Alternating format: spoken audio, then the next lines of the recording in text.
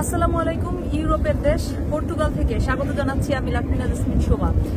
আমি একটা ভিডিও দিয়েছিলাম যেখানে আপনাদেরকে বলেছিলাম যে পর্তুগালে ৮০,০০০ কর্মী সংকট রয়েছে এবং পর্তুগাল সরকার ঘোষণা দিয়েছে যে তারা বিভিন্ন দেশ থেকে ৮০,০০০ কর্মী পেতে চায়।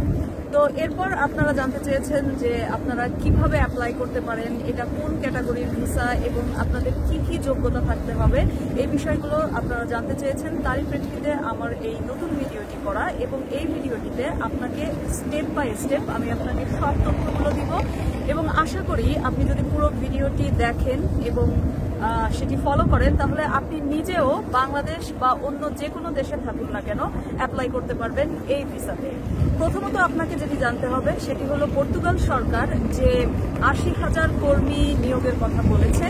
এই ৮০,০০০ কর্মী আপনি শুধুমাত্র বাংলাদেশ না, সারা বিশ্ব মিলিয়ে যে কোনো দেশ থেকে তারা অ্যাপ্লাই করতে পারবে এবং এর জন্য তারা যে পর্তুগাল সরকার যে ভিসার ঘোষণা দিয়েছে সেই ভিসাটিকে বলা হচ্ছে job search visa. Job search visa হচ্ছে এর বাংলা অর্থ হলো অর্থাৎ আপনি চাকরি খোঁজার জন্য যে ভিসা। অর্থাৎ এই ভিসায় আপনি যদি এখানে আসেন এবং এসে আপনি আপনার জব সার্চ করে নিতে পারেন, ম্যানেজ করতে পারেন, তাহলে আপনি পরবর্তীতে এই দেশটিতে থাকতে পারবেন। এখন সেই জব সার্চ ভিসা আপনি কিভাবে অ্যাপ্লাই করবেন এবং এই ভিসাটি কতদিনের জন্য দেওয়া হয়? প্রথমত জব সার্চ ভিসা আপনাকে প্রথমে দেওয়া হবে ১২০ দিনের জন্য অর্থাৎ ৪ মাসের জন্য এবং এরপর আপনি সেটি বাড়িয়ে আরো ২ মাস করতে পারবেন, অর্থাৎ সব মিলিয়ে ৬ মাসের জন্য আপনি একটি ভিসা পাবেন এবং এই ভিসাতে এই দেশে এসে আপনাকে পরবর্তীতে আপনার জব সার্চ করতে হবে এবং যদি আপনি একটি জব পেয়ে যান তাহলে পরবর্তীতে আপনি তার প্রেক্ষিতে এই দেশটিতে থেকে যেতে পারবেন। তো এটি হলো খুব সংক্ষেপে জব সার্চ ভিসা। এখন প্রশ্ন হলো এই জব সার্চ ভিসার জন্য আপনারা কারা কারা অ্যাপ্লাই করতে পারবেন? বাংলাদেশ সহ বিশ্বের যে কোনো জায়গা থেকে যে কেউ অ্যাপ্লাই করতে পারবেন, তবে ৬টি ক্ষেত্রে যদি আপনার বিশেষ এডুকেশন অর্থাৎ শিক্ষা, আপনার কাজ করার অভিজ্ঞতা এবং ট্রেনিং থেকে থাকে তাহলে আপনি এই ৬টি ক্যাটাগরিতে অ্যাপ্লাই করতে পারবেন। এই ৬টি ক্যাটাগরি বা ক্ষেত্র কি কি সেটি হলো প্রথমত এগ্রিকালচার অর্থাৎ কৃষি, এরপর ফরেস্ট্রি অর্থাৎ বনায়ন, এছাড়া ট্যুরিজম অর্থাৎ পর্যটন, এরপর আছে রেস্টুরেন্ট অর্থাৎ রেস্তোরাঁতে কাজের অভিজ্ঞতা বা শিক্ষা এবং এরপর আরো 2টি ক্যাটাগরি রয়েছে সেটি হলো ফিশারিজ অর্থাৎ মাছ চাষের যে বিষয়াশয়গুলো রয়েছে বা মৎস্য ক্ষেত্রে এবং আরেকটি ক্যাটাগরি হলো আপনার কনস্ট্রাকশন অর্থাৎ নির্মাণ শিল্পী। এই ৬টি ক্ষেত্রে আপনারা যারা পড়াশোনা করেছেন অথবা আপনাদের ৬ মাসের ট্রেনিং নেওয়া আছে অথবা আপনারা বাংলাদেশ বা বিশ্বের যে কোনো দেশে ৩ বছর কাজ করেছেন তারা কিন্তু প্রথম প্রায়োরিটি পাবেন এবং তারা এখানে অ্যাপ্লাই করতে পারবেন। এখন প্রশ্ন হলো আপনি কিভাবে অ্যাপ্লাই করবেন? এটি আসলে সম্পূর্ণই নির্ভর করছে আপনি কোন দেশে আছেন তার উপর। প্রথমত আপনি যদি বাংলাদেশে থাকেন তাহলে এই মুহূর্তে আপনি কিন্তু সরাসরি বাংলাদেশ থেকে, যেহেতু পর্তুগালের এম্বাসি নাই সেই কারণে আপনি বাংলাদেশ থেকে অ্যাপ্লাই করতে পারবেন না। আপনাকে দিল্লিতে গিয়ে সেখানকার বিএসএফ এর মাধ্যমে বা আপনার যে পর্তুগাল এম্বাসি রয়েছে সেখানে আপনাকে অ্যাপ্লাই করতে হবে।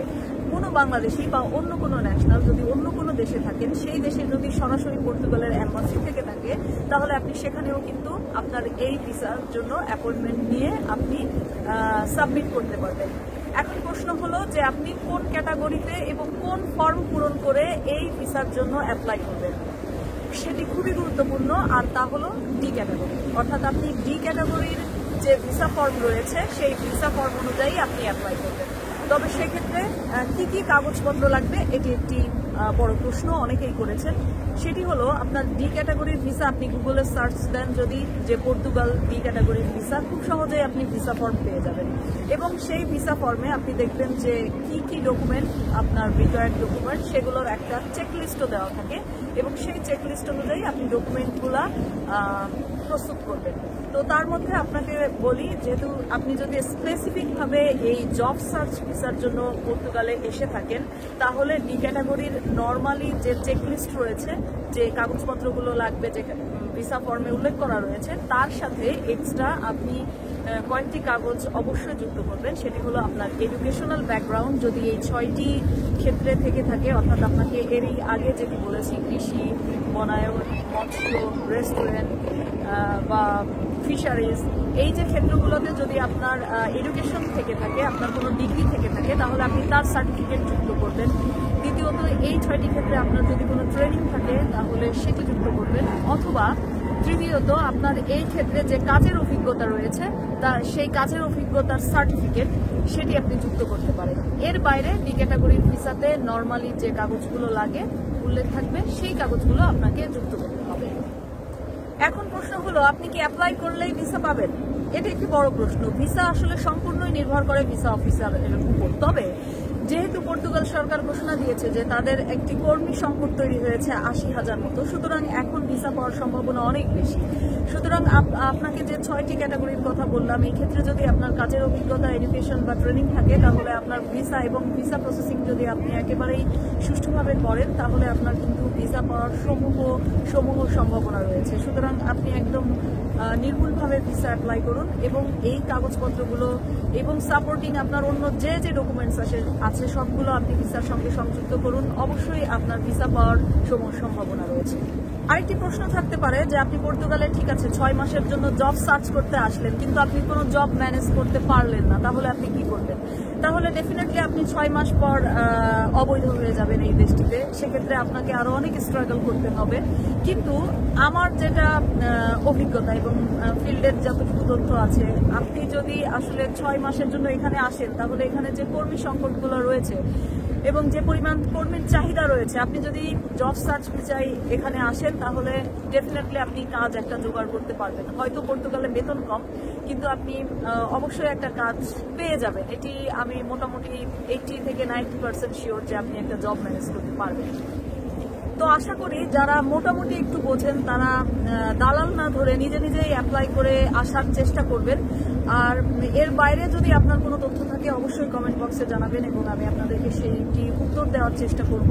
আর দ্বিতীয়ত, এই জব সার্চ ভিসার বাইরেও কিন্তু অনেক ভিসা রয়েছে যে ভিসাতে আপনি চাইলে পর্তুগালে আসতে পারেন। স্টুডেন্ট ভিসায় আসতে পারেন, শর্ট স্টে ভিসা বা ডি ক্যাটাগরির অন্য যে ভিসাগুলো রয়েছে, D1, D2 বা এরকম যে ক্যাটাগরিগুলো রয়েছে, ফ্রিল্যান্সিং ভিসা D2 ক্যাটাগরিতে আসতে পারেন। তো এই বিষয় নিয়েও আপনাদেরকে আমি একে একে এক একটি ভিসা ক্যাটাগরি নিয়ে তথ্য দিব। আশা করি নেক্সট কৃষি ভিসা নিয়ে, অর্থাৎ এগ্রিকালচার ভিসা বা সিজনাল ভিসা যেটাকে বলা হয়, সেটি নিয়ে আপনাদেরকে বিস্তারিত জানাবো। নিশ্চয়ই আমার সাথে কানেক্টেড থাকবেন। আমার এই ফেসবুক পেজ থেকে যারা আমাকে দেখছেন তারা এই পেজটিতে লাইক দিবেন এবং ফলো দিবেন। এবং এছাড়া আপনারা আমাকে যারা ইউটিউব চ্যানেল থেকে দেখছেন, ইউটিউব চ্যানেলকে সাবস্ক্রাইব করে সাথেই থাকবেন এবং আমি আপনাকে নিশ্চয়ই পরবর্তীতে এই সংক্রান্ত আপডেটগুলো দিব। সবাই ভালো থাকবেন, সুস্থ থাকবেন এবং ভিডিওটি শেয়ার দিয়ে অন্যদেরকেও জানার সুযোগ দিবেন। আল্লাহ হাফেজ।